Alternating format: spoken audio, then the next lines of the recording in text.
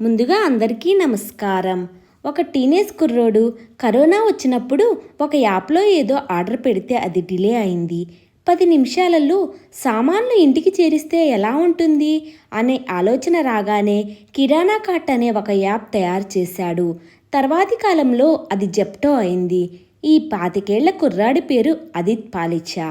ఇతనితో పాటు కైవల్య వోహ్రా కూడా ఈ కంపెనీని సహస్థాపించారు.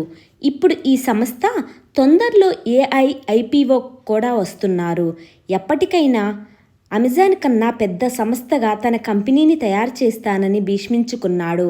అందుకోసం రాత్రింపగళ్ళు ఈ 25 కుర్రోడు కృషి చేస్తున్నాడు, కష్టపడుతున్నాడు, అహర్నిశలు తప్పిస్తున్నాడు. అతను సృష్టించిన సంస్థ ఎంతోమందికి ప్రతిరోజు అన్నం పెట్టి ఆదుకుంటుంది. ఒక్కసారి ఊహించండి, క్విక్ డెలివరీ సర్వీస్ అనేది లేకపోతే ఈ దేశంలో 10 లక్షల మందికి ఉపాధి ఉండేది కాదు. కరోనా తర్వాత వచ్చిన వినిమయ ప్రభంజన విప్లవంలో పుట్టిన ఉద్యమకారుడు ఈ పిల్లోడు. ఇతన్ని ప్రపంచం గుర్తించింది. ప్రపంచంలోని అతిపెద్ద ప్రైవేట్ ఈక్విటీ ఫండ్స్ ఇప్పుడు ఈ సంస్థలో పెట్టుబడులు పెట్టడానికి క్యూ కడుతున్నాయి. ఇతని స్టాక్ లిస్ట్ అయిన రోజు అతని సంపాదన కనీసం 20,000 కోట్లు దాటుతుంది. ఇది ప్రారంభం మాత్రమే. సంవత్సరానికి కనీసం 1000 కోట్ల ట్యాక్స్ కట్టి ప్రభుత్వ ఆదాయం పెంచుతున్నాడు.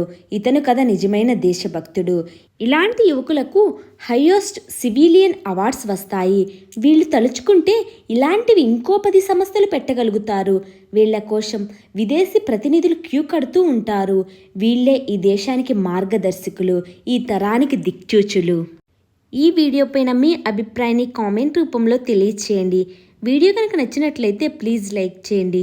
మరిన్ని ఇంట్రెస్టింగ్ వీడియోస్ కోసం ఛానల్ని సబ్స్క్రైబ్ చేసుకోండి. Thank you so much for watching.